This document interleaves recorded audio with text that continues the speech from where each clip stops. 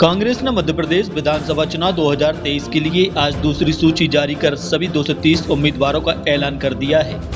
कांग्रेस की पहली सूची में जिले की 3 विधानसभा सीटों से उम्मीदवारों की घोषणा के बाद कांग्रेस नेता भगवान दास चौधरी ने कांग्रेस से नाता तोड़ बहुजन समाजवादी पार्टी में शामिल हो गए, जिसकी औपचारिक घोषणा आज मीडिया के सामने की है। वहीं बीएसपी ने भी अपनी दूसरी सूची में दमोह विधानसभा से प्रताप रोहित के नाम पर मोहर लगाई है। नगर पालिका कर्मचारी रहे प्रताप रोहित कांग्रेस के कर्मठ कार्यकर्ताओं में गिने जाते थे, जिन्होंने कांग्रेस का दामन छोड़कर बीएसपी का दामन थामा है और बीएसपी ने भी उन पर भरोसा जताकर कांग्रेस के प्रतिद्वंदी के रूप में खड़ा किया है। बीएसपी के इस दांव से कांग्रेस को खासा नुकसान होने की उम्मीद है। हटा विधानसभा से पहले कांग्रेस और बीएसपी से उम्मीदवारी करने वाले भगवान दास चौधरी ने कांग्रेस जिला अध्यक्ष रतन चंद जैन से नाराजगी जाहिर करते हुए पार्टी बदलने के पीछे उन्हें ही कारण बताया। उन्होंने कहा, जब से रतन चंद्र जैन कांग्रेस के जिला अध्यक्ष बने हैं तभी से वह मुझे नुकसान पहुंचा रहे हैं और उन्हीं के कारण मेरी टिकट कटी है। वहीं बीएसपी के दमोह प्रत्याशी और अजाक्स नेता प्रताप रोहित ने कहा, हर वर्ग के कर्मचारी के साथ मैंने काम किया है और मुझे अपना समर्थन जरूर देंगे। बड़े दुखी मन से कहना पड़ रहा है कि मैंने 42 साल कांग्रेस पार्टी की सेवा की और उस सेवा के उपरांत 2023 में मैंने कांग्रेस का टिकट मांगा, परंतु हमारे कांग्रेस के नेताओं ने मेरा टिकट काटा और जिनकी हटा विधानसभा में 150 वोटों की जनसंख्या है, ऐसे व्यक्ति को टिकट दिया और मेरे समाज के 42,000 वोट हटा विधानसभा में है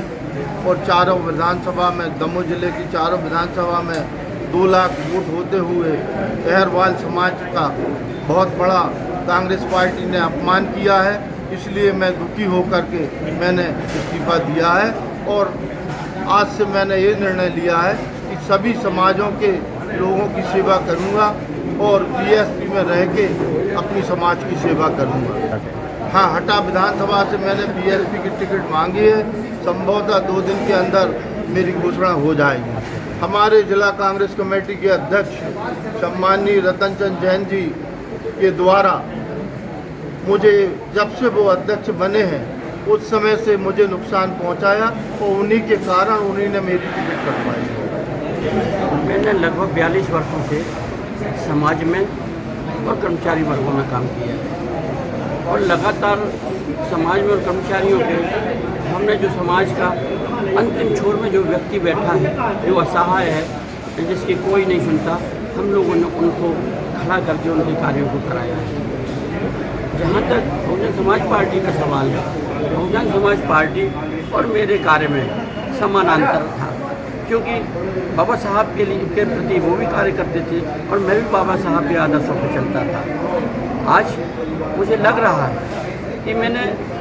अपने कार्यकाल में अनुसूचित जाति वर्ग और जनजाति वर्गों को नहीं, मुझे विश्वास है कि मुझे बहुजन समाज पार्टी के नाते मुझे सबके वोट मिलेंगे और सबसे वोट लेकर के दमोह में भारतीय जनता पार्टी और कांग्रेस को पराजित करके यहाँ पर एक बार निश्चित तौर पर मैं माननीय मायावती जी का, बहन जी का परचम लहरा।